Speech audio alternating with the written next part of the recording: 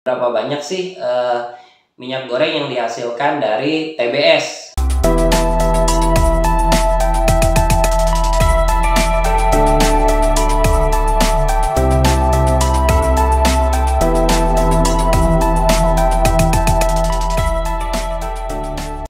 Halo bro, ketemu lagi dengan saya Bro Tani di channel Roni P.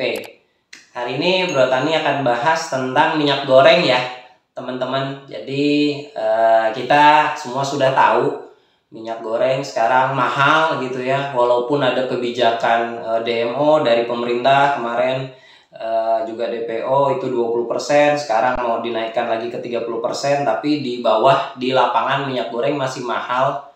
Bukan cuman mahal, sekarang juga susah nyarinya gitu ya, mau itu di supermarket, mau itu di minimarket, mau itu di pasar tradisional juga susah nyari minyak goreng sekarang. Kita nggak tahu itu ya kenapa minyak goreng mahal dan juga susah, entah supply-nya ya, ini berkaitan dengan minyak sawit juga jadinya gitu ya, entah supply-nya, entah kebanyakan dijual keluar, entah apa, nanti mungkin kita bahas di video selanjutnya ya. Tapi di video kali ini Bro Tani mau bahas tentang banyak yang tanya teman-teman ke Bro Tani, mau itu di Instagram, mau itu di Facebook, itu berapa banyak sih minyak goreng yang dihasilkan dari buah sawit gitu ya, dari TBS. Nah, di video kali ini Bro Tani akan jawab detail. Bro Tani akan jelaskan teorinya ya teman-teman. Nanti kalau teman-teman tertarik, kita buat prakteknya juga boleh, kita buat nanti videonya ya. Tinggalkan aja di kolom komentar gitu ya. Kita bikin mungkin nanti dari berapa kilogram TBS, terus kita buat secara tradisional, jadi berapa banyak minyak gorengnya. Kalau kalian mau videonya, tulis di kolom komentar ya. Oke, kita lanjut. Ini teorinya, berapa banyak sih minyak goreng yang dihasilkan dari TBS. Sebelum kita lanjut, teman-teman jangan lupa supportnya, yang baru bergabung di subscribe channel ini, juga ditekan tombol lonceng supaya update video-video terbaru dari Bro Tani. Di share-share, dicek-cek juga video-video di channelnya Bro Tani, siapa tahu ada yang kalian suka untuk ditonton kembali. Oke, kita langsung aja. Ini Bro Tani supaya lebih mudah untuk dipahami ya, Bro Tani akan buat contohnya adalah membuat minyak goreng dari 100 kg TBS. Jadi TBS-nya, buah sawitnya itu 100 ya, 100 kg. Nah, jadi teman-teman, sebelum kita lanjut, kalian perlu pahami dulu apa yang namanya rendemen. Nah, rendemen di dalam industri sawit itu ada yang namanya rendemen ya. Jadi rendemen itu adalah presentasi atau perbandingan dari minyak sawit TBS yang telah diolah menjadi CPO gitu ya. Perbandingannya berapa, persentasenya berapa gitu ya. Jadi setelah diolah TBS-nya itu di pabrik misalnya diolah menjadi berapa persen dia perbandingannya menjadi CPO gitu ya, atau minyak mentah lah ya.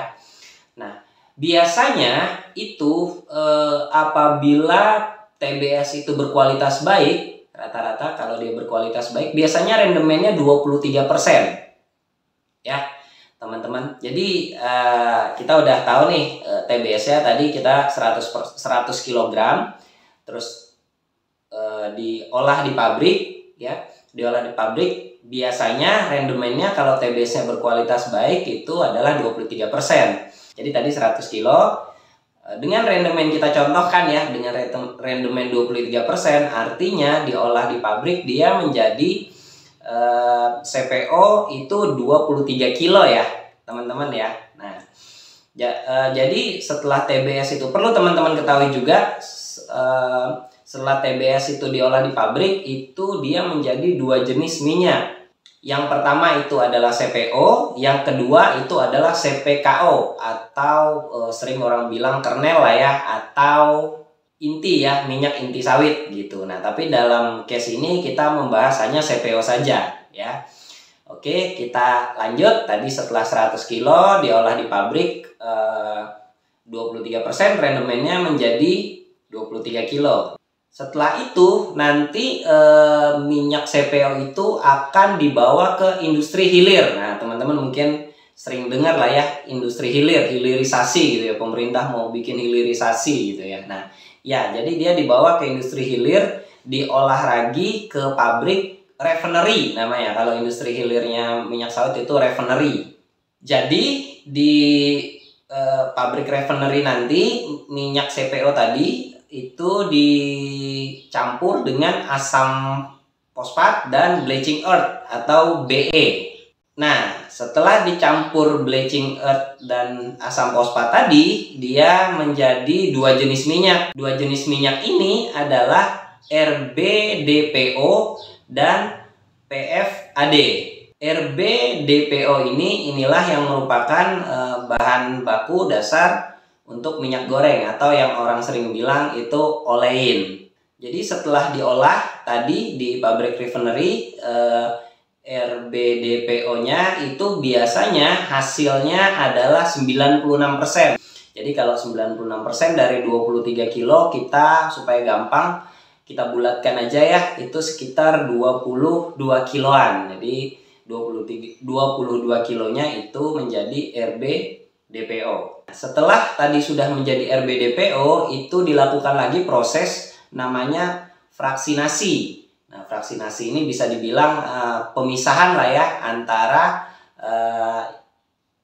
RBDPO yang cair dan juga RBDPO yang padat gitu ya. Jadi nanti akan jadi dia RBDPO-nya menjadi fraksi cair dan fraksi padat. Jadi yang fraksi cair inilah yang bisa dibilang sudah menjadi minyak goreng gitu ya, atau olein. Nah, kalau yang fraksi padat itu biasanya mungkin teman-teman tahu lah ya, itu jenisnya mungkin kayak mentega gitu yang diolah menjadi mentega nanti selanjutnya.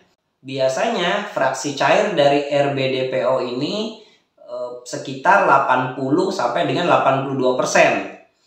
Nah, jadi tadi setelah kita hitung RBDPO-nya 22 kilo, terus difraksinasi, jadilah dia fraksi cairnya, kita anggap saja 82% ya, teman-teman. Jadilah dia sekitar 18 kilogram. 18 kilogram inilah dia yang bisa dibilang sudah menjadi minyak goreng. Begitu ya, teman-teman. Jadi kalau kita rangkum lagi dari awal, 100 kg TBS diolah di pabrik dengan rendemen 23%, jadilah dia 23 kg CPO, terus dibawa ke pabrik refinery, diolah di pabrik refinery, diambil RBDPO-nya itu sekitar 96%, jadilah dia 20, asumsinya kurang lebih 22 kg RBDPO, baru difraksinasi lagi, diambil fraksi cairnya ya, fraksi cairnya itu sekitar 82%, jadilah dia 18 kg fraksi cair atau sering disebut dengan olein, atau itulah yang disebut dengan minyak goreng gitu. Jadi 100 kg TBS jadi 18 kg minyak goreng. Ya, teman-teman, gimana? Sudah jelas yang kemarin tanya-tanya?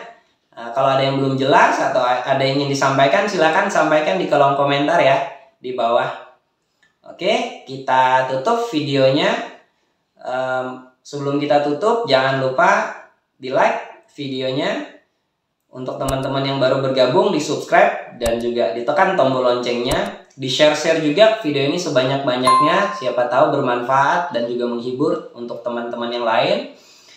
Dan komentari di bawah kalau ada yang ingin dikomentari. Terima kasih, sampai ketemu lagi dengan Bro Tani di video selanjutnya. Salam tandan berduri. Dadah.